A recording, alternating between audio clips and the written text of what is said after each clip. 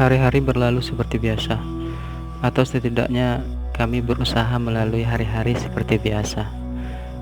Karena sejujurnya, semenjak kejadian malam itu, ada rasa yang berbeda kurasakan. Apalagi jika harus beradu pandangan dengan Rapip.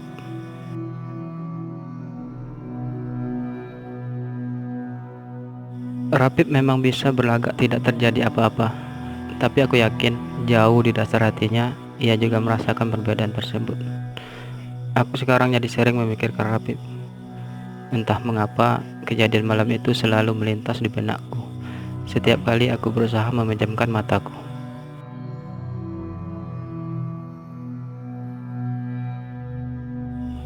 Setelah beberapa minggu berlalu, akhirnya kesempatan untuk kami hanya tinggal berdua di rumah datang lagi.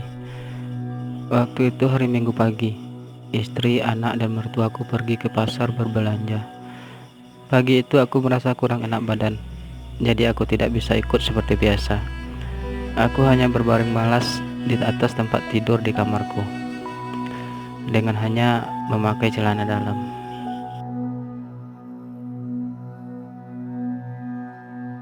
Tiba-tiba, pintu kamar yang memang tidak dikunci itu terbuka.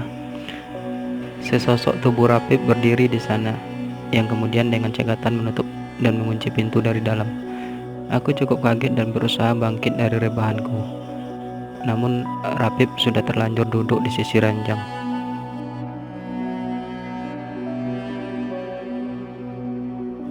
Aku masih berusaha mengingatkan Rapip untuk segera menghentikan tindakannya. Karena biar bagaimanapun, bisa saja perbuatan kami akan dipergoki oleh istriku. Tapi Rapip tidak memperdulikan ucapanku. Ia terus saja masuk dan berbaring di sampingku. Rapip pun mulai melakukan aksinya seperti malam pertama kami waktu itu. Hingga akhirnya, pagi itu kami melakukannya lagi. Aku tak kuasa menolak, dan bahkan sebenarnya aku menginginkannya.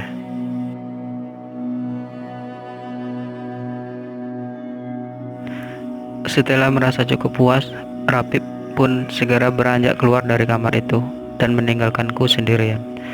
Aku pun segera bangkit dan langsung menuju ke kamar mandi. Aku harus segera mandi dan membersihkan tubuhku. Aku tak ingin istriku curiga. Selesai mandi, aku pun keluar kamar. Aku melihat Rapip sedang sarapan di dapur dan sudah memakai pakaian rapi.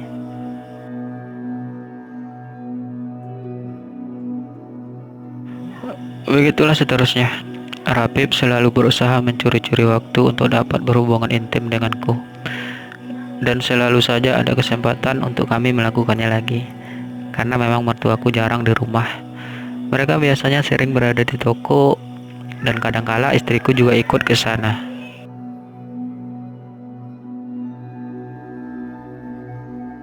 Sehingga aku dan Rapip jadi lebih sering tinggal berdua saja di rumah.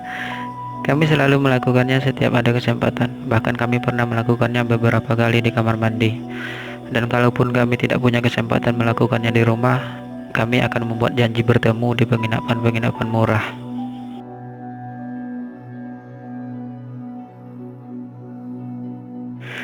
Selama berbulan-bulan hal itu terjadi.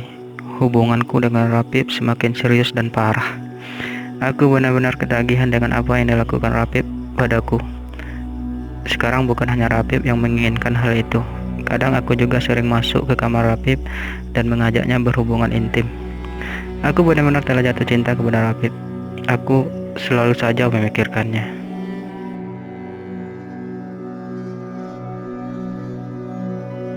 Namun pada akhirnya semua harus berakhir. Bukan karena kami tak menginginkannya lagi, tapi ternyata semuanya tak berjalan seindah yang kami harapkan. Meskipun pada awalnya semua berjalan dengan baik, tapi pada akhirnya sesuatu yang busuk itu akan tercium juga.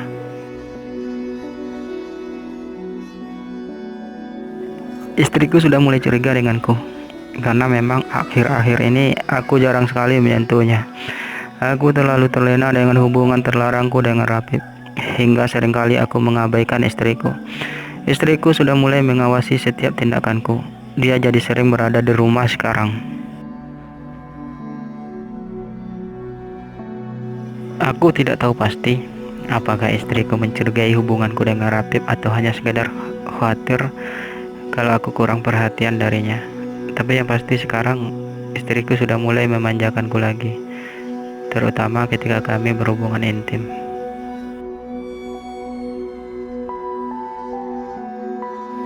Aku dan Rapip benar-benar sudah tidak punya kesempatan lagi untuk saling berhubungan. Meski Rapip sering menghubungiku melalui handphone dan mengajak aku bertemu di penginapan seperti biasa, namun istriku tidak membiarkanku pergi keluar sendirian, kecuali ketika aku pergi kerja. Dan saat jam kerja pun aku tidak mungkin bisa bertemu Rapip, karena aku tidak bisa meninggalkan kantor tanpa alasan yang jelas.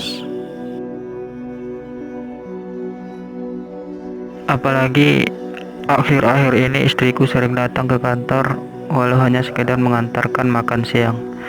Aku pun mulai menjaga jarak dengan Rapip. Aku tahu Rapip kecewa dan marah padaku, tapi aku juga percaya kalau Rapip tidak akan mungkin melakukan tindakan bodoh untuk mengungkapkan kekecewaannya padaku. Karena biar bagaimanapun, aku adalah abang iparnya, dan tentu saja keutuhan rumah tangga kami yang akan menjadi taruhannya.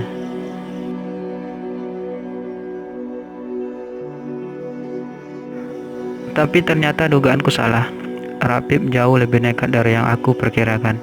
Ia akhirnya berani datang ke kantor. Aku cukup terkejut dan sedikit risih, tapi aku mencoba memahaminya. Rapip mengajakku ngobrol di taman depan kantor. Rapip di sana mengungkapkan semua kekecewaannya terhadap sikapku akhir-akhir ini kepadanya. Aku hanya diam mendengarkannya.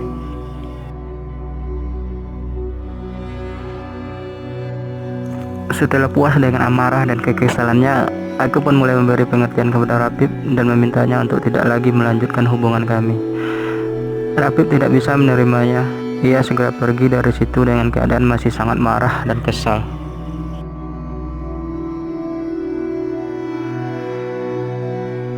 Aku kembali ke ruang kerjaku dengan masih berharap Rapip mau mengerti dan tidak lagi mengharapkanku.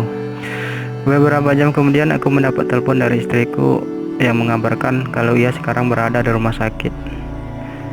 Ternyata Rapip mengalami kecelakaan yang sangat parah. Motor yang dikendarai Rapip bertabrakan dengan sebuah mobil.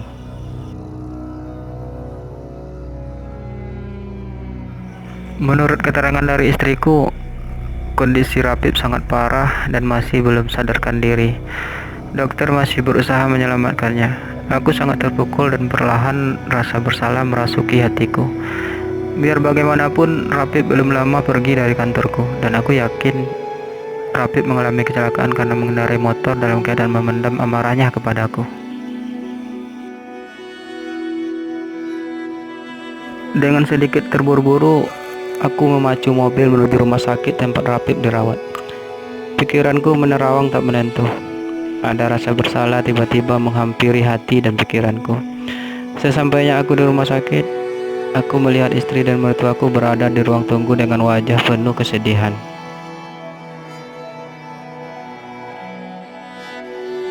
Rapip belum juga sadarkan diri. Dokter masih menanganinya di ruang ICU. Melihat kedatanganku, istri dan mertuaku menangis kembali. Air mata mereka sudah tidak bisa dibendung. Aku merasa terpukul.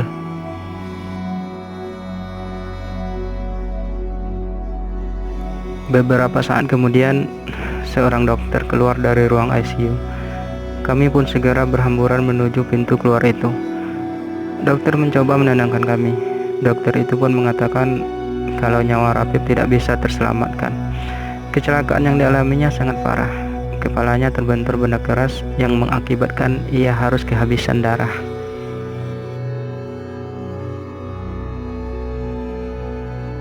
Dokter telah berusaha untuk mencoba menyelamatkan Rapip, tapi kondisinya yang sangat parah sudah tidak bisa tertolong lagi. Istri dan ibu mertuaku menangis histeris. Ayah mertuaku hanya terdiam terpaku. Air matanya jatuh menetes. Tak sadar, aku pun meneteskan air mata.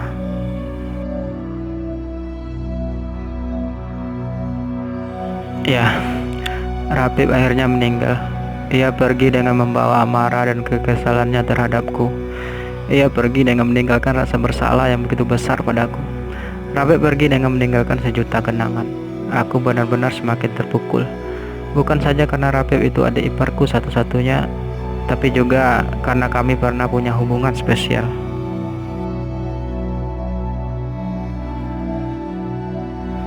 Hubungan istimewa yang hanya menjadi rahasia kami berdua. Hubungan yang penuh dosa dan air mata. Hubungan yang akhirnya harus menjadi penyesalan sepanjang hidupku. Aku tidak mampu berkata apa-apa lagi. Semua telah terjadi dan itu di luar kendaliku sebagai manusia biasa.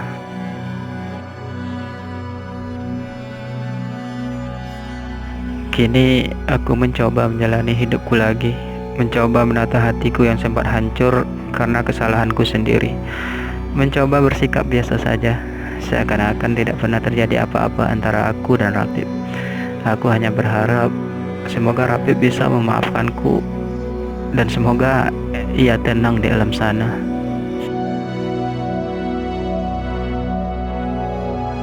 Aku mencoba melupakan semua cerita yang pernah terukir antara aku dan adik iparku. Mencoba menghapusnya dari setiap ingatanku. Walau aku tahu itu tidak mudah dan butuh waktu bertahun-tahun. Aku pun berharap semoga kedepannya aku akan jauh lebih berhati-hati dalam melangkah.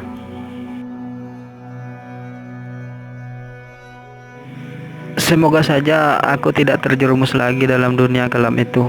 Semoga saja tidak ada lagi Rapip-Rapip lain yang mencoba menggodaku.